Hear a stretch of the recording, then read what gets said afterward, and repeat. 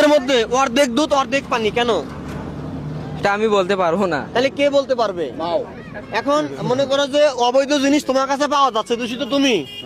তোমার কাছে যদি একটা খারাপ জিনিস বের হয়, দোষ হবে তোমার। তা তুমি তো শিক্ষিত ছোট মানুষ, আমি তোমাকে নিচ্ছি না। এই কাজটা কি করা যাবে?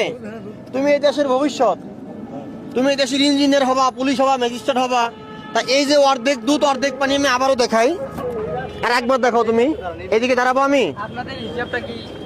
হ্যাঁ বলতেছি, তুমি ওইদিকে তাকাইও না, তাহলে তুমি ভাইরাল হয়ে যাবা। এই দেখো, এই যে এখন দেখা গেছে, ক্লিয়ার হয়েছে। তো এইখানে দুধ নাই, আমি দেখাই। কত পার্সেন্ট থাকতে হবে?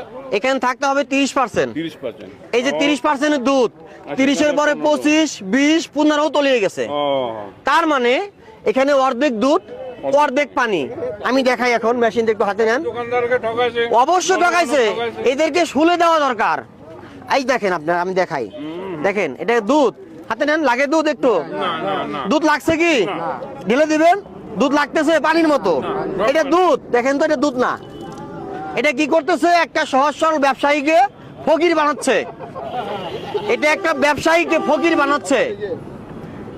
দেখেন আপনার হাতে লাগছে ভাই, পানি দিলে কি এরকম হবে না? এই যে আমি আবার হতে দেখেন, দেন দেন দেন দেন, এগুলো দুধ না, দুধ না, এটা সারি দেন না।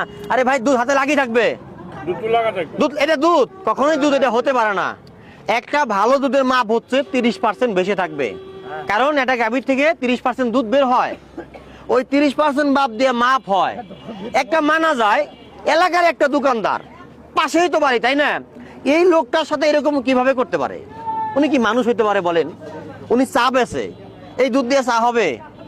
পানি চা হবে, দুধ চা হবে না। কারণ দুধ চা বিক্রি করতে হলে ওই দুধটাকে জাল করে লাল করতে হয়, এরপরে ওই চাটা দিলে চাটা মানুষ খাইতে পারবে। কি বলবো বাসায় যায়? ওইদিকে তাকাও, ওইদিকে তাকাও তুমি।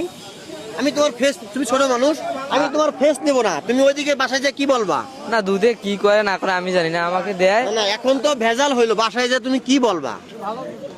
বাসায় যেয়ে বলতে হবে যে এখানে পানি বের হয়েছে, অধিক পরিমাণ পানি, তাই আপনার। না? এই যে কি মেশিনটার হিসাবটা কি দেখাই জান তো? মেশিনটা না, থাক, ছোট মানুষ আমি ক্যামেরায় নেই না। ছোট মানুষ আমি, যেহেতু দুধটা ওর না, ওর গার্জিয়ানের, আমি ছোট মানুষকে ক্যামেরায় নেই না। ওর বয়স কম, ও লেখাপড়া করে, ঠিক আছে? এই মেশিনটার মাপ হচ্ছে, ভালো দুধের মাপ 30% থাকতে হবে। কথা বুঝতে পারছো? তুমি দেখতে চাও 30% কত মাপ আসে? আমি দেখাবো তোমাকে, আমি তোমাকে দেখাই এখনই, কেমন? আমি ভিডিও শেষ করে, বন্ধুরা ভিডিওটা বেশি বেশি শেয়ার করবেন। এরকম অসংখ্য দুধ ব্যবসায়ী আছে যারা ক্ষতিগ্রস্ত হচ্ছে।